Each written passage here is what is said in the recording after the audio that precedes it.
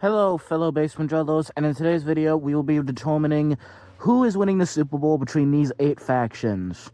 Why are there only 8 factions? Why are there no Tunins? Why are there no HUD? Why are there no Crave?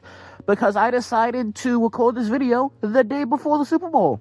Meaning I have to script, record, edit, and post the video in a day. So, yeah, only 8 factions. Let's go. Now, the lowest faction on the list is going to be the Tau. This includes all 5 of the Tau species, but straight up the Watercast, when it comes to physical competition, is just the Filecast but worse. Some people may think the Aircast are fast, but they're not all that fast in terms of running, and they're literally just made of paper mache, and the Ethereal Cast would be too scared to get crushed. So it'd pretty much just be the Earthcast, which are pretty much just the Leagues of Votann but worse, and the Filecast, which when it comes to physical competition is just a normal human but worse. Yes, the average Fire Warrior will be stronger than the average human, but put him against Gronk Gronkowski, see how that goes. So yeah, they're bottom of the list. And the next 3 on our list, the humans, the Chaos Cultists, and the Dwarves. Leagues of Votann, sorry. It's kind of like Pokemon, or it's kind of like Rock, Paper, Scissors, where Leagues of Votann beat Chaos Cult.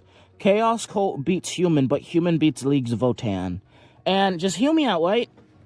Also, I want to clarify, we're using a lot of, Blood Bowl rules. What do I know about Blood Bowl? Literally, the only thing I know about Blood Bowl is what Arthur Bones talked about, and he didn't know much about Blood Bowl, so, womp womp.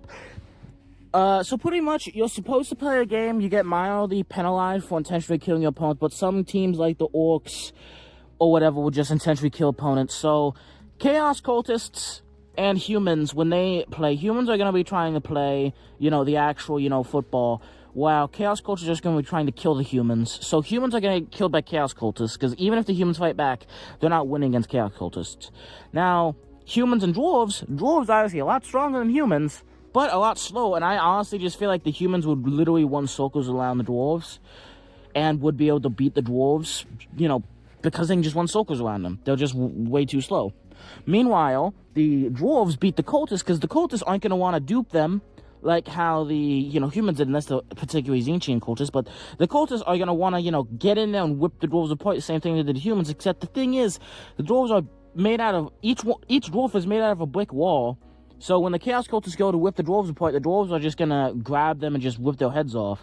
So, these 3 are all interchangeable, it all just depends who's fighting who.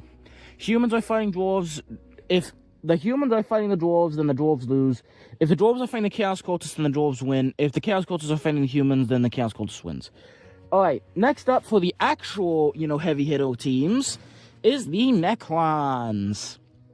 Now, simply put, Necrons, I want to clarify, if this is all Necron Overlords, they would be the #1 spot, easily. But this is, the average, unit, so I imagine it's, one Overlord, and a bunch of, the normal standard issue Necron, and maybe, 2 or 3, good Necrons. And so, because of this, the majority of your team are very, very slow, and don't have, aren't going to be, actual, killing. They're just going to get duped by the other guys, right? So, the majority of these guys are going to be very slow, not very smart, and aren't really going to be doing anything. So there's really only a couple players, a couple of, decent guys, and one Overlord who's going to be carrying the whole team by, literally, slowing down time and, all that stuff, being very athletic, very strong and everything. But this isn't a battle, this is Blood Bowl, so I just really can't see one guy pretty much carrying the whole team. So the next, and this is going to be controversial. Now I want to clarify, the number 2 and 3 slot is pretty interchangeable. The number 2 and 3 spot are the Space Marines and the Orcs. Now, simply put, out of armor, a Orc is as strong as a Space Marine, probably a bit stronger, with an Orc War Boss being able to just whip apart an unarmored Space Marine. Hell, an armored Space Marine. So, this is kind of hard, but the thing is, according to Blood Bowl, the Orcs and, the Blood Bowl would, sometimes just bring choppers, and I imagine these Orcs would bring choppers and shooters. So, but the Space Marines, I imagine they'd be Ultramarines, are gonna respect the rules and aren't gonna bring any weapons. So, if it comes into an actual fight, the Space Marines are gonna get their butts kicked because they're not gonna have any weapons. Now, in an actual game of Blood Bowl, I could see the Space Marines being about on par with the Orcs, if not a good bit better, simply because they would have better tactics. So, if it goes into, a slaughter, which it very well might be with the, the Orcs, then the Space Marines are not going to win.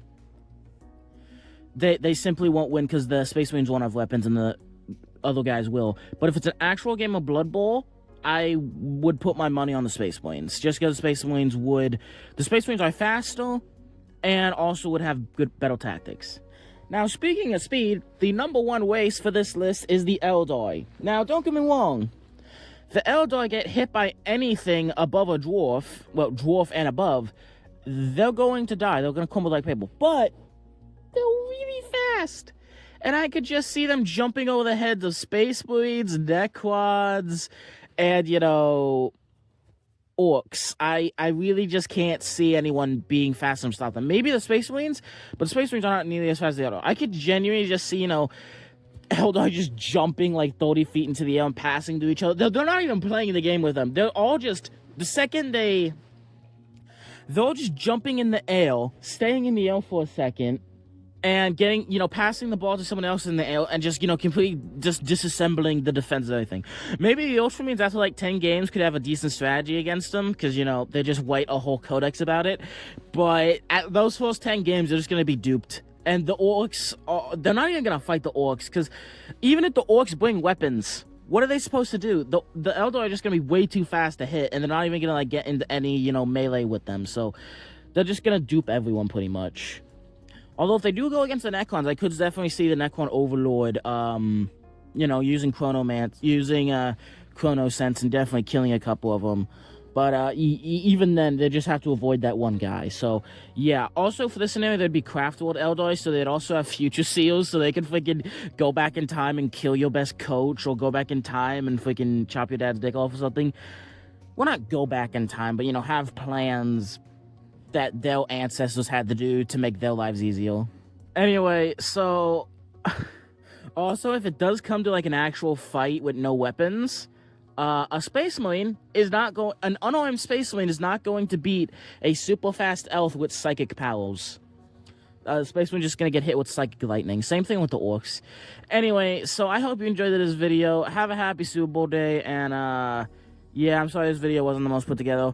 I will do a video next year explaining all the factions, including the Tyranids. I didn't have the Tyranids because there's way too much variety.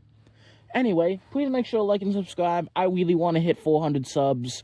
Have a wonderful day, and see you later.